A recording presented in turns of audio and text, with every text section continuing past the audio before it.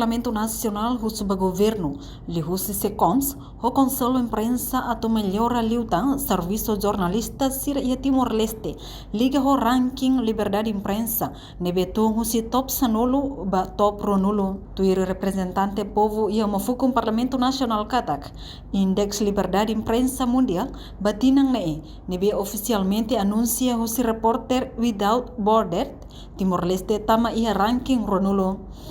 katak Timor-Leste nini ocupação da liberdade imprensa mundialmente top sanulu ia tina rihurua ronulu resin tolu husi nação atus ida walunulu no tinang tumba top uranulu. Situação halo membro Parlamento Nacional preocupa tebes no considera ia bot balong ma causa huri implica ba ranking Timor-Leste ba liberdade imprensa husi top sanulu tumba top ronulu ia mundo fronteira e bem tudo kata kita no ranking Timor nia kona ba liberdade de imprensa no viasa mas bem ita tum fila fal ulu ita ia ranking sanulu mas bem agora ita tum pena se ba ranking ronulu ne bem kami preocupa ita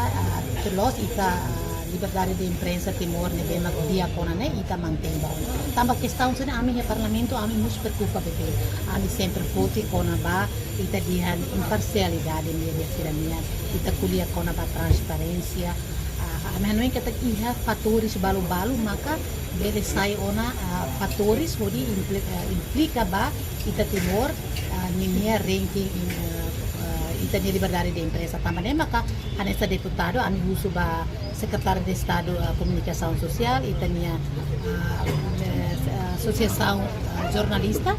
hatu bele harei dia controla fila fali halo kita nia media sira iliu tengi baseia ba ita nia code of conduct media conduto de bema jornalista nia ami mo susu se bele formação ba ita nia jornalista sira la bele iha na nacional de tempo agora ita ia mudança ona si bele secretário de Estado sira mos halo plano pa jornalista sira halo estudo comparativo ba emaniação per bele ita experiência dia kita pode mai pode implementa fil fali ba ita nia